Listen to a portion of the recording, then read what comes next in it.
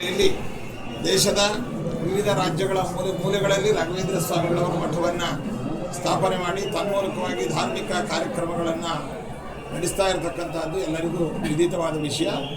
ಪ್ರಕೃತ global reach program ಅನ್ನುವಂತಹ ಒಂದು ಕಾನ್ಸೆಪ್ಟಿನಿಂದ ವಿಶ್ವದ ಎಲ್ಲೆಡೆಯಲ್ಲಿಯೂ ಕೂಡ ರಾಘವೇಂದ್ರ ಸ್ವಾಮಿಗಳವರ ಪ್ರಾರ್ಥನಾ ಮಂದಿರ, ಮಠಗಳು, ಅದೇ ರೀತಿಯಾಗಿ ಅಲ್ಲಿ ಧ್ಯಾನ ಕೇಂದ್ರ ಮೊದಲಾದವುಗಳನ್ನು ಸ್ಥಾಪನೆ ಮಾಡಬೇಕು ಅನ್ನುವಂತಹ ಒಂದು ಕಾನ್ಸೆಪ್ಟಿನ ಹಿನ್ನೆಲೆಯಲ್ಲಿ ಈಗ ದುಬೈಯಲ್ಲಿ ಮಂತ್ರಾಲಯ ರಾಘವೇಂದ್ರ ಸ್ವಾಮಿಗಳವರ ಶಾಖಾ ಮಠವನ್ನು ಸ್ಥಾಪನೆ ಮಾಡಬೇಕು ಅಂತ ಅಲ್ಲಿಯ ಭಕ್ತರೆಲ್ಲರೂ ಕೂಡ ತುಂಬ ಉತ್ಸಾಹ ಮತ್ತು ಭಕ್ತಿಯಿಂದ ಆ ವಿಷಯವನ್ನು ನಮ್ಮ ಮುಂದೆ ಇಟ್ಟಿದ್ದಾರೆ.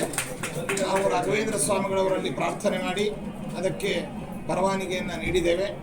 ಅದಕ್ಕೆ ಸಂಬಂಧಪಟ್ಟಂತಹ ಸ್ಥಾನಿಕವಾಗಿ ಲೋಕಲಲ್ಲಿ ಒಂದು ಕಮಿಟಿಯನ್ನು ಮತ್ತು ಅದಕ್ಕೆ ಬೇಕಾದ ಎಲ್ಲ ರೂಪರೇಖೆಗಳನ್ನು ಸದ್ಯದಲ್ಲಿಯೇ ಅವರಿಗೆ ನಾವು ರವಾನಿಸ್ತೇವೆ.